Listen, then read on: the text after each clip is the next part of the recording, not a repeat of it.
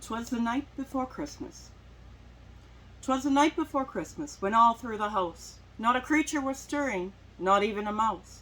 The stockings were hung by the chimney with care, in hopes that St. Nicholas soon would be there.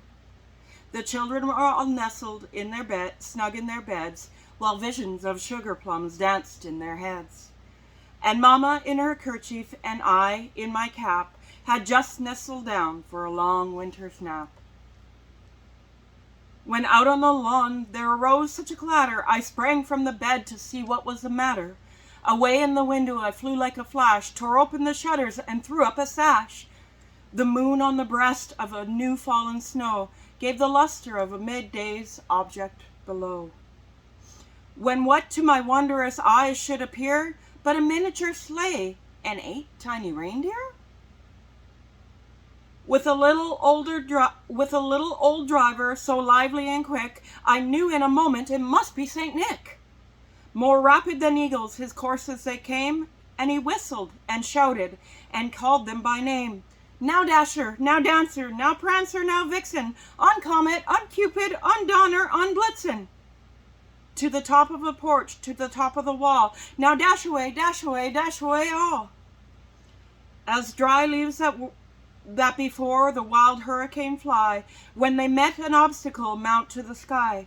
So up to the housetop the coursers they flew, with sleighs full of toys and St. Nicholas too. And then in a twinkle I heard on the roof the prancing and pawing of each little hoof. And as I drew in my hand and was turning around, down the chimney St. Nicholas came with a bound. He was dressed all in fur, and his head to his foot, and his clothes were all tarnished with ashes and soot. A bundle of toys he flung on his back, and he looked like a peddler just opening his pack. His eyes, how they twinkled, his dimples how merry. His cheeks were like roses, his nose like a cherry.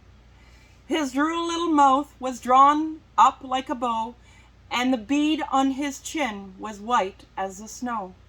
The stump of his pipe he held tight in his teeth, and the smoke it encircled his head like a wreath.